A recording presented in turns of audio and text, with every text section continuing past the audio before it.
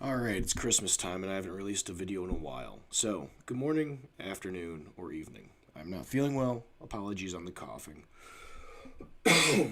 Without further ado, Thursday night, December 17th, 1941. 10 days after Japan attacked Pearl Harbor. Let's begin. Thursday night.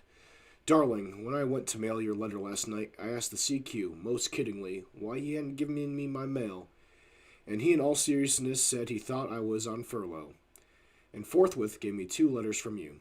I wish I'd had them while I was writing you. I even started to on over to the day room and write you another letter, but I was tired. Almost as tired as I am tonight.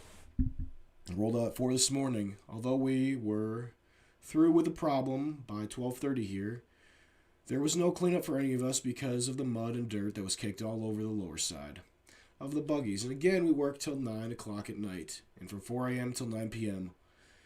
In a pretty long day. I wish I could find some justification for it. Mine not to ask.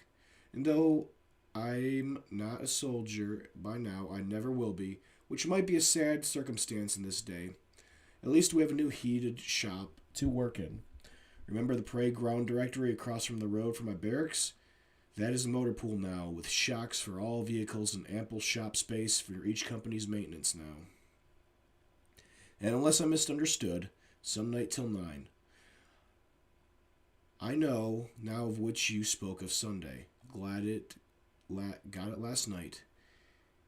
Peggy is Bucky, isn't she, darling? You know now I haven't resorted to drinking to drown my feelings, and that I'm clinging to the hope that I'll get home early, long, and I am sincere that, and not just trying to fool myself or you. It seems that I'm perfectly myself when I admit to only you that it is an almost trivial thing. Compulsivity makes me want to drink myself into forgetfulness.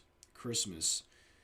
Not being able to do as I wanted about the gifts, wanting to accept the Willet's invitation and feeling somewhat doubtful about it.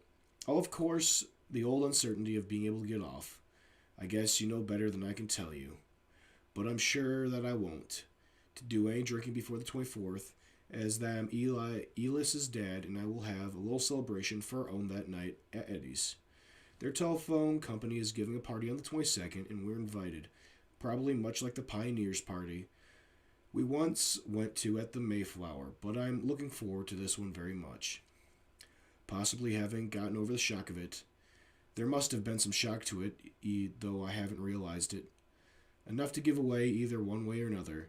Seems now that it was really expected all the time, aside from feeling not quite so ready to smile and not being able to keep a little note of business out of my letters to you seem things be about.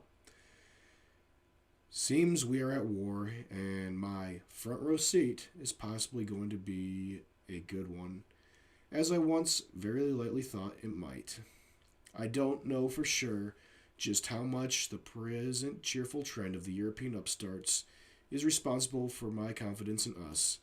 Like a football team, we've got a good line and some fast plays, though I never expected to feel such a spirit. I do not sincerely feel that it's the team that counts. It's the ultimate victory regardless of personal cost. I know that you can understand that point of view, male as it is, but no matter how long it persists, it'll never make an athlete of me. Speaking of pictures, I'm positive now that something's wrong with my old camera, and I might trade it for a good one at some time in the future. Meanwhile, good snaps are available, and I've already gotten quite a few of the maneuvers, which I'll send to you soon. Another letter from you tonight. She a long one that you finished Sunday. And while I remember, though I've said it before, I don't think I'll get to leave to come home in the not so distant future. The problem today that went off as I expected and hoped against. Suze's is still not at her best, but she did a little better than before, considering it was a really tough course after the rain. Slippery muck, which stuck to the boggy parts and sprockets, which required 2 cold hours with a hose to rename. And it was cold and cloudy all day. It didn't start raining till just a few minutes ago. Tomorrow being Wednesday, we might have the afternoon off, and it would be a pleasant surprise. Worn out as I feel, tonight I'm going to shave and shower before I turn in. Right now, I guess I'll write tomorrow, sweet, and tell you of the latest, if any. Until then, love, Russell. One of the things I wonder is how many of these letters from right after the war started still survive. It's interesting to listen to someone's thoughts, what they care about, how much work they had. I hope this man survived the war. I hope he got to go back to his darling. I hope they got to have many good Christmases together. But I do not know. This is one chapter of Russell's story that I do have.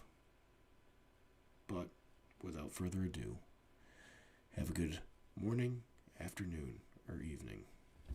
This is Chris, signing off.